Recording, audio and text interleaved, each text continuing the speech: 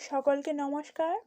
আজ পাঠ করছি হুমায়ুন আহমেদের হিমু সমগ্র দেখে হিমুর আছে জোর। তৃষ্ণার কাছে ফিরে এসেছি। তৃষ্ণার কাছে ফিরে এসেছি। সে ভোল পাল্টেছে। শাড়ির বদলে জিন্সের প্যান্ট, গাঢ় হলুদ রঙের ফুল হাতা জামা, গলায় হলুদ পাথরের মালা। আগেরবার চোখের পাতা নীল ছিল, এখন হলুদ। এর মধ্যে চোখের রং করাও শেষ। মেয়েরা ভয়ঙ্কর দুর্যোগেও সাজ ঠিক রাখতে ভুলে না। আতর মেয়ে আমার সঙ্গে নেই, সে নাকি 5 মিনিট পরে আসবে। রুস্তমকে টাইট দিতে 5 মিনিট লাগবে। পুরো টাইট দিবে না, স্কোর 2 পেজের টাইট। গাছ গাছং। আমাকে দেখে তৃষ্ণা কেবিন থেকে বের হয়ে এসে কোমল গলায় বলল, এতক্ষণ কোথায় ছিলেন? জীবনানন্দ দাশ আমাদের নানানভাবে প্রভাবিত করেছেন। এতদিন কোথায় ছিলেন বাক্যটি নানাভাবে ব্যবহৃত হয়, প্রতিবারই শুনতে ভালো লাগে। আমি বললাম, ভয় লাগছে? তৃষ্ণা বলল, ভয়ে আধমরা হয়ে গিয়েছিলাম। আপনাকে দেখে ভয় কমেছে। সত্যি কমেছে। আপনি আর যেতে পারবেন না, এখানে থাকতে হবে। পাশের কেবিনের মেয়ের কান্না থেমেছে। হ্যাঁ, তবে মাঝে মাঝে ফুফানোর শব্দ হচ্ছে এবং যথারীতি মোরগ ডাকছে। আমি বললাম, মহাবিপদের সময় পশু পাখি ডাকাডাকি করে শুনেছি। মোরগ মনে হয় সেই কারণে ডাকছে। কেবিনের ভেতর মোরগ আসবে কেন? তাও কথা। বাবা সে কেবিনের দরজা খুলে এক ভদ্রলোক বের হলেন। তার গায়ে আলজেরিয়া ফুটবল দলের জার্সির মতো ক্লিপিং সুনটোট, মুখে ফ্রেঞ্চ কাটি দাড়ি। ভদ্রলোক ভয়ে চিমসা মেরে গেছেন। তার ফ্রেঞ্চ কাট দাড়ি খুব চলে গেছে। তিনি আমার দিকে তাকিয়ে বললেন, কি হচ্ছে বলতে পারেন? আমি বললাম, জ্বর হচ্ছে। জ্বর হচ্ছে সেটা তো দেখতেই পাচ্ছি। আমাদের করণীয় কি? মৃত্যুর জন্য অপেক্ষা ছাড়া তেমন কিছু করণীয় নেই। গণতৌবার আয়োজন হচ্ছে। তওবায় শামিল হতে পারেন। তওবা বরণের জন্য যোগ্য মৌলানার সন্ধানে কিছুক্ষণের মধ্যে বের হব। ইচ্ছে করলে আপনি আমার সঙ্গে আসতে পারেন। ইন সার্চ অফ গোল্ডের মতো, ইন সার্চ অফ মৌলানা। You are talking nonsense. অতি সত্য কথা বলেছেন। লঞ্চ কর্তৃপক্ষ আমাদের জন্য কি করছে? লঞ্চের মালিকপক্ষের সঙ্গে আমি কথা বলতে চাই। মালিকপক্ষের এখন আর কেউ নেই। আমরা সবাই মালিক আমাদের এই লঞ্চের রাজত্ব। মালিকের খোঁজখবর না করে একটা কাজ করতে পারেন। কড়া ঘুমের ওষুধ খেয়ে একটা দোয়া পড়ে ঘুমিয়ে পড়ুন। যা ঘটবে ঘুমের মধ্যে ঘটবে। দোয়াটা হচ্ছে, আল্লাহুম্মা বি ইসমিকা আমতু ওয়া আইয়া। এর অর্থ, হে আল্লাহ, তোমার নামে আমি মৃত্যুর কূলে অর্থাৎ নিদ্রায় যাইতেছি এবং জীবিত হইব। তবে এই দফায় জীবিত হওয়ার সম্ভাবনা ক্ষীণ। ফাজলামি করছেন? আমি কি আপনি জানেন? আমি doctor Zillur Khan, head of the department of biochemistry, state university of Lalmatia. Dhaka শহরে এখন স্টেট ইউনিভার্সিটির ছড়াছড়ি। ধানমন্ডির কোনো কোনো গলিতে 3টা-4টা করে ইউনিভার্সিটি। মাঝারি সাইজের বাড়ি ভাড়া করে ইউনিভার্সিটি বানানো হয়। বাড়ির গ্যারাজ হয়। ভাইস চ্যান্সেলরের সাহেবের অফিস। সেই অফিসে এসি থাকে। বেশিরভাগ সময় এসি থেকে গরম বাতাস বের হয়। ফ্যান চললে ভাইস চ্যান্সেলর সাহেবের আরাম হতো। কিন্তু এসিতে যে ইজ্জত ফ্যানে তা নেই। আমি বললাম, স্যার ভালো আছেন? ভেতরে এসে বসুন। লঞ্চ দুলছে, যে কোনো সময় আপনি পড়ে যাবেন। যেভাবে দাঁড়িয়ে আছেন সেটা দেখেও ভয় লাগছে। রেলিং ধরে দাঁড়ান। তুমি কি লঞ্চের কেউ? জি স্যার। আমি যাত্রীদের চা পান সিগারেট এগুলো কেবিনে কেবিনে দিই। আমাকে কেবিন বয় বলতে পারেন। রাতের খানা কি খাবেন? এনে দিব। মেনু হলো ডাল খাসি, ইলিশ মাছের ডিম, সবজি, মসুর ডাল। ডক্টর জিল্লুর খান বস্তিওয়ালা ভাইদের ভাষায় চলে গেলেন। খেক খেক করে বললেন, হারামজাদা কেবিন বই, তুই ফাজলামি শুরু করেছিস কি জন্য? যা মালিক পক্ষের কাউকে ডেকে আন। স্যার, এটা আমার ডিউটিতে পড়ে না। তারপরও যেতাম। লঞ্চের মালিক পক্ষের একজন আছেন, তিনি অসামাজিক কর্মে ব্যস্ত আছেন। তাকে ডাকার সাহস আমার নাই, কারণ তার সঙ্গে একটা লাইসেন্স করা পিস্তল আছে। সারেং আছেন, ওনার ব্রেন কাজ করছে না। উনি শুধু বলেছেন, যার গই চাঁদপুর যার গই। যার গই কথাটার অর্থ হচ্ছে চলে যায়, চাঁদপুর যার গই অর্থাৎ চাঁদপুর চলে যায়। লঞ্চ যখন ডুবে যাবে তখন তিনি বলবেন, লঞ্চ যার গই। শ্রাবণ যার গই মানে হচ্ছে শ্রাবণের দিন চলে যায়। ডক্টর জিল্লুর খান বললেন, হারামজাদা, থাপড়ে আমি তোর দাঁত ফেলে দেব। তৃষ্ণা এতক্ষণ চুপ করেছিল, মনে হয় আমার কথাবার্তায় মজা পাচ্ছিল। সে বলল, আপনি অকারণে গালিগুলি করছেন কেন? ডক্টর জিল্লুর খান বললেন, গালাগালি করে অবশ্যই ঠিক হচ্ছে না। এই কুত্তার বাচ্চাকে আমি লাথি দিয়ে পানিতে ফেলবো, সেটাই হবে সঠিক কাজ। প্রফেসর সাহেব বাক্য শেষ করার আগেই আতর মিয়া কেবিনের সামনে এসে দাঁড়ালো। আমার দিকে তাকিয়ে বলল, দরজা কোনটা ভাঙবো? আমি বললাম, পাশেরটা। আতরের প্রচণ্ড লাথিতে দরজা ভেঙে গেল। কেবিনে চামচিকের মতো এক প্রৌঢ়, তার পাশে সম্পূর্ণ নগ্ন এক তরুণী। তরুণী আচমকা দরজা খেলায় হক জগিয়ে গেছে। গা ঢাকার কাপড় খুঁজছে। এসব ক্ষেত্রে যা হয়, কাপড় পাওয়া যাচ্ছে না। মারফি স্লো কাজ করছে। মারফি সাহেবের সূত্র বলে, যখন যেটা প্রয়োজন তখন তুমি তা পাবে না, যখন প্রয়োজন নেই তখন সেই জিনিস চোখের সামনে পড়ে থাকবে। কেবিনের ভেতর কোনো মোরগ বা মুরগি দেখা গেল না। অধ্যাপক সাহেব নগ্ন তরুণী দেখে যথেষ্ট আনন্দ পাচ্ছেন বলে মনে হচ্ছে। চোখের পাতা ফেলা সাময়িক রুদ্ধ রেখেছেন।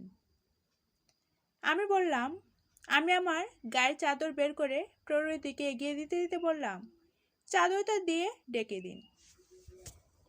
আতর মিয়া বলল, ওই শিয়ালের বাচ্চা, বাইর হ, ফুর্তি অনেক হইছে। ফুর্তি শেষ। বাইর হ কইলাম। এখন বাইর না হইলে ঘেঁটি চিপ দিয়ে বাইর করব। গাল ভাঙা চামচিকা মানব বের হয়ে এলো। আতর মিয়া ভাঙা দরজা বন্ধ করতে করতে বলল, সিস্টার, শরীর ভালো মতো ডাকেন, কেয়ামত শুরু হইছে। আর আপনি নেংটি বসা, এটা কোনো কথা? প্রফেসর সাহেব আতর মিয়ার দিকে তাকিয়ে বললেন, আপনি হঠাৎ এসে কি শুরু করেছেন? হু আর ইউ? আতর বলল, জিম ধরে খাড়ায় থাক, কথা বললে থাপ্পড় খাবি। তুমি চেনো আমি কে? চিনার প্রয়োজন নাই। কিয়ামতের দিন কেউ কাউরে চিনবে না। আজ কিয়ামত, আপনি আমার চিনেন না, আমিও আপনারে চিনি না। ফ্রেঞ্চ কাট বললেন, কিয়ামত হোক বা না হোক, আমাদের ভদ্রতা শালীনতা বজায় রাখতে হবে। আতর বলল, এই দেখ আমার ভদ্রতা। প্রচণ্ড থাপ্পড়ের শব্দ হলো। ডক্টর জিল্লুর খান হুমড়ি খেয়ে পড়ে গেলেন। সেখান থেকে হামাগুড়ি দিয়ে নিচের কেবিনে ঢুকে গেলেন। দৃশ্যটিতে নিশ্চয়ই কিছু হাস্যরস ছিল। তৃষ্ণা হেসে ফেলল। মানুষ ভয়ঙ্কর সময়েও হাসতে পারে। দ্বিতীয় বিশ্বযুদ্ধের সময় 3 জন রাশিয়ান সৈনিক নাজিদের হাতে ধরা পড়ল। তাদের ফায়ারিং স্কোয়াডে মৃত্যুদণ্ড দেওয়া হচ্ছে। যে কমান্ডার গুলি করার নির্দেশ দিবেন, তিনি হঠাৎ বরফে পা পিছলে হুমড়ি খেয়ে পড়ে গেলেন। রাশিয়ান সৈন্য 2 জন হু হু করে হাসতে লাগলো। তাদের মৃত্যু হলো হাসতে হাসতে। আতর মিয়া আমার দিকে তাকিয়ে বলল, হিমু ভাই, আপনি এই চামচিকারে জিজ্ঞাসাবাদ করেন। আমি একটা চক্কর দিয়ে আসি। আইজি রাইডটা যাবে চক্করের উপর। 2টা আতরের শিশি পকেটে নিয়ে বাইর হইছি। সাথে যন্ত্রপাতি নাই। একটা যন্ত্রের সন্ধান পাইছি, লঞ্চ মালিকের পোলার লাইসেন্স করা যন্ত্র। এটা উদ্ধার করা বিশেষ প্রয়োজন। আতর মিয়া নিমিষে উদা হয়ে গেল। আমি চামচিকা মানবকে বললাম, ভাই আছেন কেমন? চামচিকা মানবের মোবাইল বেজে উঠল। রিংটোন হিসাবে আছে মোরগের ডাক। এতক্ষণে মোরগের রহস্যের সমাধান হলো। চামচিকা মানব মোবাইলে বিড়বিড় করে কিছু কথা বলে মোবাইল পকেটে রেখে দিল। তাকে মোটেই বিব্রত বলে মনে হচ্ছে না। থলথলে ভুঁড়ির নাদুস নুদুস ক্রৌড়, গায়ের পাঞ্জাবিটা শিখদের সিঙ্কের। সে যে পাঞ্জি বচ্ছে তা আগে লক্ষ্য করেনি। মুখ থেকে জর্দার কড়া গন্ধ আসছে। সে আয়োজন করে রুলিংয়ের বাইরে পানের পিক ফেলল। আমি বললাম, আপনার নাম কি? রশিদ খান। আমি বললাম, রশিদ ভাই ভালো আছেন? রশিদ প্রশ্নের জবাব না দিয়ে থমথমে গলায় বলল, দরজা যে ভেঙেছে সে কে? তার নাম আতর। বায়তুল মোকাররমে তার একটা আতরের দোকান আছে। দোকানের নাম দি নিউ মদিনা আতর হাউস। রশিদ বলল, আমি যদি ওই শুয়োরের বাচ্চা যান কবজ না করি, আমার নাম রশিদ খান না, আমার নাম শুয়োর খান। আমি বললাম, জানি কবজ করে আজরাইল। আপনি কি আজরাইল? আমি আজরাইল না, আমি গভর্নমেন্টের ব্যবসার সঙ্গে জড়িত। তবে বাংলাদেশে আজরাইল ভাড়া পাওয়া যায়। ভাড়াটে আজরাইল দিয়ে কাজ হবে না। ঢাকা শহরে ভাড়াটে আজরাইল কন্ট্রোল করে আতর মিয়া। আপনার সঙ্গে তো মোরগ টেলিফোন আছে। মোরগ ফোনে আপনার ভাড়াটে যে কোনো আজরাইলের সঙ্গে যোগাযোগ করুন। তাকে জিজ্ঞেস করুন আতর মিয়াকে চেনে কি না। আমি কি করব না করব সেটা আমার ব্যাপার, আপনি বলার কে? আপনার ভালোর জন্য বলছি রে ভাই। আতর মিয়ার বিষয়ে ঠিক ধারণা থাকলে আপনারই সুবিধা। ভুল চাল দিয়ে বিপদে পড়বেন। আতর মিয়ার জ্বর খেয়ে একজন হামাগুড়ি পর্যায়ে চলে গেল। সে এক জায়গা থেকে আরেক জায়গায় যাচ্ছে হামাগুড়ি দিয়ে। এই যাত্রায় উঠে দাঁড়াতে পারবে বলে মনে হচ্ছে না। তৃষ্ণা খিলখিল করে হাসছে। এমন আনন্দময় হাসি শুধু কিশোরীরাই হাসতে পারে। রশিদ খানের পকেটে মোবাইল ফোন বাজছে। মোরগ কুকারকু করেই যাচ্ছে। আমি বললাম, ভাই মোরগটা ঠান্ডা করুন, দেরি করলে মোরগ ডিম পেড়ে দিতে পারে। আপনার পরিচিত আজরিলের একজন টেলিফোন করেছে। আপনি কি বলেছে কে? আমি হাসতে হাসতে বললাম, আমি জানি। আমার হাসিতে ভদ্রলোক বিভ্রান্ত হলেন। তৃষ্ণাও খানিকটা বিভ্রান্ত হলো। মানুষকে বিভ্রান্ত করার মতো মজার ব্যাপার। প্রকৃতি এই বিষয়টা সবসময় করে, মানুষকে রাখে বিভ্রান্তির ভেতর। রশিদ টেলিফোন ধরেছেন, নিচু গলায় কথা বলছেন। নিচু গলায় কথা আমি শুনতে পাচ্ছি, তৃষ্ণাও পাচ্ছে। সে চকচকে চোখে বিপুল আগ্রহ নিয়ে তাকিয়ে আছে। কথাবার্তার এক পর্যায়ে রশিদ বললেন, আতর মিয়া বলে কাউকে চেনো? একটা চোখ বড়, একটা ছোট, থুতনিতে কাটা দাগ। জবাবে অপাশ থেকে কি বলা হলো তা আমরা শুনলাম না। তবে রশিদ খানের মুখ ফ্যাকাশে হয়ে গেল। তিনি আমতা আমতা করে বললেন, বলো কি? না না, আমি কোনো ঝামেলায় যাব না। ঝামেলায় যাওয়ার প্রয়োজন কি? আচ্ছা রাখি। রশিদ খান হতাশ চোখে আমার দিকে তাকিয়ে আছেন। আবহাওয়া যথেষ্ট শীতল, বৃষ্টির সঙ্গে হাওয়ার ঝাপটা। তারপরে রশিদের কপালে বিন্দু বিন্দু ঘাম। আমি বললাম, আপনার কেবিনে যে মেয়েটা আছে সে কে? আমার স্ত্রী। তাহলে যান, কেবিনে ফিরে যান। ভাবির সঙ্গে সুখ দুঃখের গল্প করুন। সময় বেশি নাই, লঞ্চ ডুবে যাবে। একসঙ্গে মৃত্যুর প্রস্তুতি নেওয়ার একটা ব্যাপারও আছে। রশিদ নড়লেন না, যেখানে ছিলেন সেখানে বসে রইলেন। তার পকেটে মোড়ক আবার ডেকে উঠল, কুকুরকো। আমি বললাম, আপনার আসল স্ত্রী ফোন করেছে, টেলিফোন ধরুন, মহাবিপদের বিষয়ে তাকে জানান। তৃষ্ণা বিক্ষিপ্ত গলায় বলল, আপনি কি টেলিফোন করেছেন তা ধরতে পারেন? আমি হাই তুলতে তুলতে বললাম, মাঝে মাঝে পারি, সব সময় না। যে টেলিফোন করেছে তার নামও কি বলতে পারেন? বেশিরভাগ সময় পারি না, তবে এখন বলতে পারবো। যে মহিলা টেলিফোন করেছেন তার নাম ময়না। রশিদ খান ভয়াবহ চমক খেলেন। একবার বড় ধরনের চমক খেলে পরপর আরও দুবার খেতে হয়। এই জন্যই প্রবচন দানে দানে 3 দান। রশিদ খান দ্বিতীয় চমকে খেলেন। আতর আবার ফিরে এসেছে, তার সঙ্গে এক তরুণী ভয়ে আতঙ্কে থরথর করে কাঁপছে। জোগাড় করছি। লঞ্চের মালিকের পোলা ডাল খেয়ে বমি কইরা বমির উপর পইরা ছিল। আমি বললাম, পিস্তল কই রাখছেন, বাইর করেন। দেরি করবেন না, দেরি করলে পেটে পাড়া দিয়া বাকি বমি বাইর করব। বলেই পেটে পাড়া দিলাম, সাথে সাথে জিনিস চলে আসলো আমার হাতে। যন্ত্র ভাড়ো, মেড ইন ইতালি।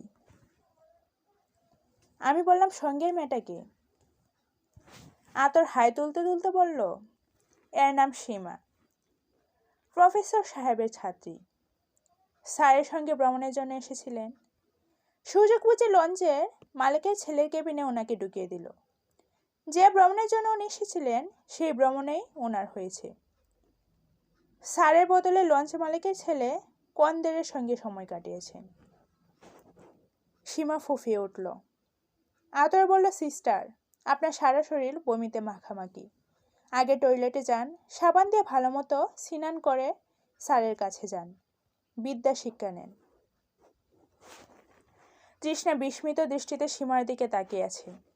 তৃষ্ণা বলল, আপনার কাছে এক্সট্রা ড্রেস না থাকলে আমার কাছে নিতে পারেন। আপনার গা থেকে বমির বিকট গন্ধ আসছে। আমি বললাম, মেয়েটাকে কাপড় দিয়ে চলো, আমরা লঞ্চা ঘুরে দেখি। এখনকার পরিস্থিতি ঠান্ডা হোক।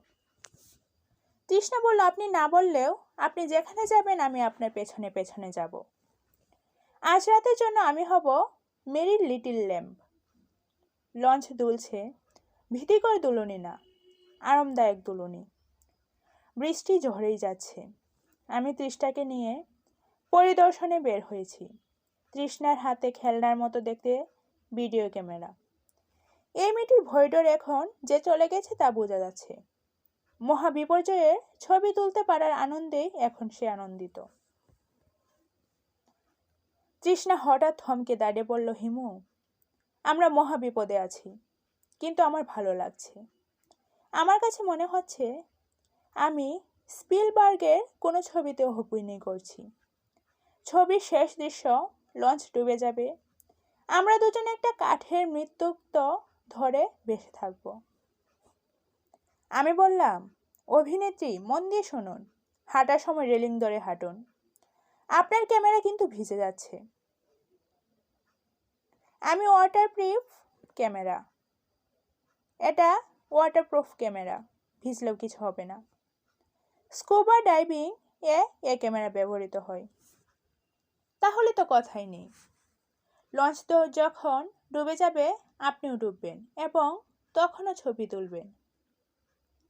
লঞ্চ ডুবছে না, আমার মন বলছে ডুববে না। আমি আমার অভিজ্ঞতা নিয়ে একটা বই লিখব, রিডার্স ডাইজেস্ট একটা আর্টিকেলও লিখব। আপনি রিডার্স ডাইজেস্ট পড়েন? আপনি রিডার্স ডাইজেস্ট পড়েন? না। আমার একটা লেখা রিডার্স ডাইজেস্টেও ছাপা হয়েছিল। লাইফ নামে ওদের একটা সেকশন আছে, সেখানে মজার মজার ব্যক্তিগত অভিজ্ঞতার ঘটনা ছাপা হয়। আমারও ছাপা হয়েছিল। $100 পেয়েছিলাম। শুধু আমার নাম ভুল ছেপেছে, লিখেছে তৃতিমা বাংলাদেশ। রিডার্স ডাইজেস্টটা আমার স্যুটকেসে আছে। আমি আপনাকে পরে পড়তে দেব। পড়বেন তো? পড়ব। আপনার প্রবল ইএসপি ক্ষমতা, তাই না? জানি না। আমারও ইএসপি ক্ষমতা আছে। যারা আমার ঘনিষ্ঠ তারা আমার এই ক্ষমতার বিষয়ে জানে। জানেরই কথা। আপনি আমার একটা কথাও বিশ্বাস করছেন না। আপনার উপর আমার রাগ লাগছে। এখানে একটু দাঁড়ান, আপনাকে জরুরি কিছু কথা বলবো। এখানে দাঁড়িয়ে কথা বললে আপনি ভিজে যাবেন। বৃষ্টির ছাট আসছে। আসুক। আমার কথা শুনলে আপনি কিন্তু ভয়ঙ্কর চমকেবেন। অনেকদিন চমকাই না। আপনার কথা শুনে চমকালে ভালো হবে। বড় ধরনের চমক লিভারের জন্য উপকারী। তৃষ্ণা মুখ কঠিন করে বলল, আমার ইএসপি ক্ষমতা বলছে আপনার সঙ্গে আমার বিয়ে হবে। এই লঞ্চেই বিয়ে হবে। আমি পুরো বিষয়টা স্পষ্ট চোখের সামনে দেখতে পাচ্ছি। কি দেখছেন? আমি দেখছি লঞ্চ ক্লান্ত হয়ে আছে। একজন বৃদ্ধ আমাদের বিয়ে পড়েছেন। তার চোখে সুরমা। বৃদ্ধকে দেখা মাত্র আমি চিনব। আপনার ঠোঁটের কোণে হাসি। এর অর্থ আপনি এখন আমার কথা বিশ্বাস করছেন না। অবশ্যই বিশ্বাস করছি। আমি মানুষকে বিশ্বাস করতে ভালোবাসি। তৃষ্ণা বলল, আমি আপনাকে চিনি না, আপনার বিষয়ে কিছু জানি না। তারপরেও আপনাকে বিয়ে করতে আমার কোনো আপত্তি নেই। কেন জানেন? না, কারণ এই বিয়ে পূর্ব নির্ধারিত। সব কিছুই যে পূর্ব নির্ধারিত আধুনিক বিজ্ঞান এখন এই সত্য হজম করা শুরু করেছে। আমি জানতাম না, আমি শুনেছি ফ্রি উইল এর কথা। এই বিষয়ে আমরা বাসর রাতে তর্ক করব। বাসর হবে আমার কেবিনে। আমার কাছে বেলি ফুলের 2টো মালা আছে, আরও লাগবে। কি অদ্ভুত কোইন্সিডেন্স!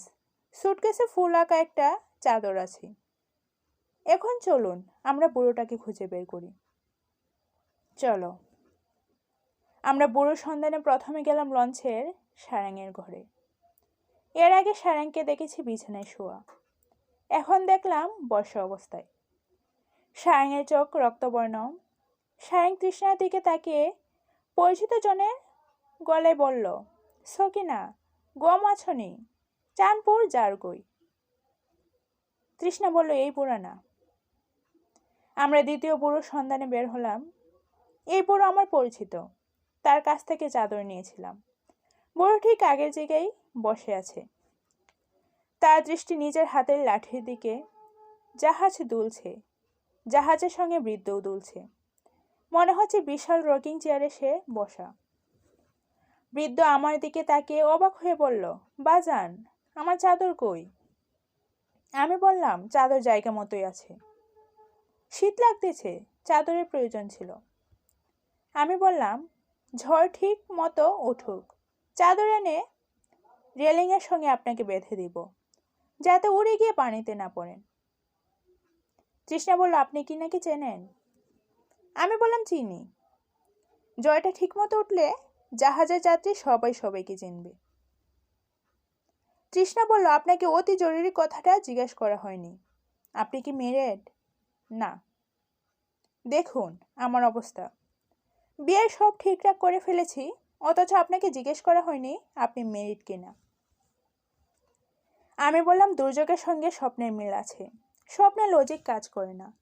ভয়াবহ দুর্যোগেও লজিক কাজ করে না। দুর্যোগের দৃশ্যগুলো হয় স্বপ্নের মতো ছড়া ছড়া। আপনার বিয়েতে আপত্তি নেই তো? না। আমার বয়স কিন্তু বেশি, 28 রানিং।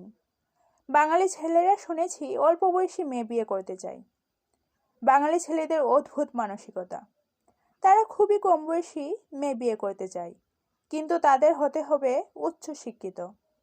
তাদের রূপ হতে হবে রাজকন্যাদের মতো। তাদের বাবার প্রচুর টাকা পয়সা থাকতে হবে।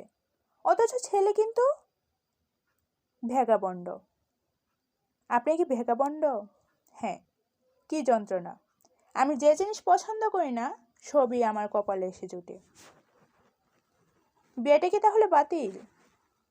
না, বাতিল কি জন্য হবে? আপনার ভাবভঙ্গি দেখে মনে হচ্ছে বাতিল হলে আপনি খুশি হন। পাত্রী হিসেবে আপনি কি আমাকে পছন্দ করেছেন, অপছন্দ করেছেন? না। আমি তো অববালঞ্চের হব মালাকার। কথাটার মানে কি? আপনার জন্য ফুলের মালা গাঁথার কাজটা আমি আগ্রহ নিয়ে করব।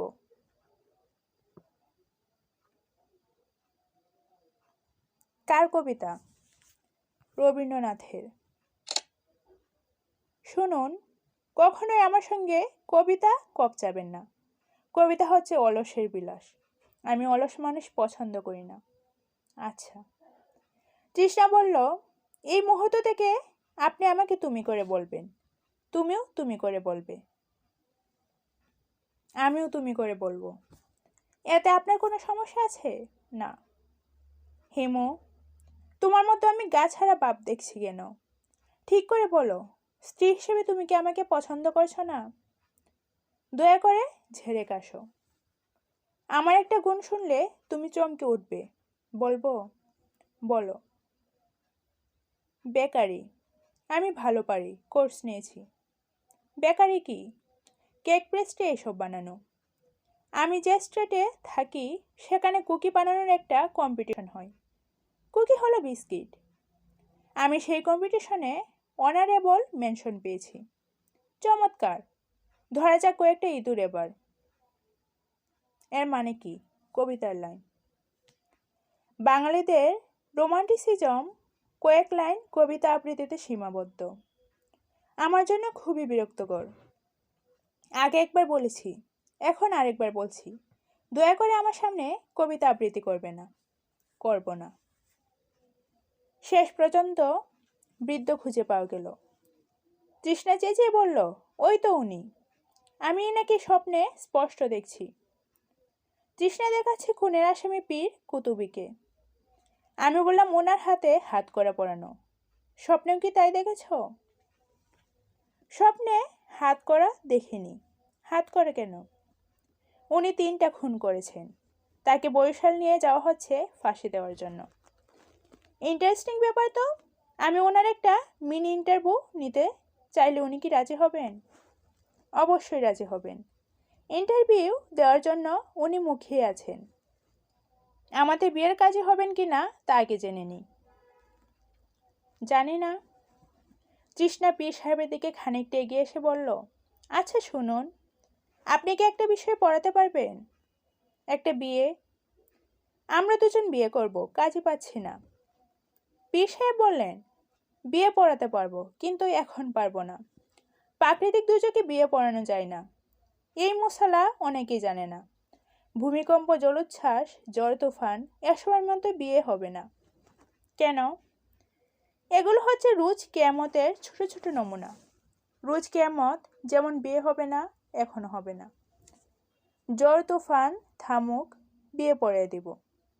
দেনমোহর ঠিকঠাক করুন। আপনার হাতে ক্যামেরা না? জি। এইরকম একটা ক্যামেরা আমার স্ত্রী ছিল। শৌখিনদার মেয়ে ছিল। খামাকা ছবি তুলত। জিন কফিল যখন তারে খুন করে তখনও তার হাতে ক্যামেরা। আমার স্ত্রী ছবি তোলার মধ্যে ছিল। জিন কফিল তার ঘরে ঢুকেছে, এইটাও সে ক্যামেরায় ধরেছে। আজীব মেয়ে ছেলে। তৃষ্ণা কিছু বুঝতে না পেরে আমার দিকে তাকালো। আমি বললাম, জিন কফিলের বিষয়টা তোমাকে পরে বুঝিয়ে বলবো। পীর সাহেব বললেন, এই দুনিয়ায় কিসিম 2টা, জিন এবং ইনসান।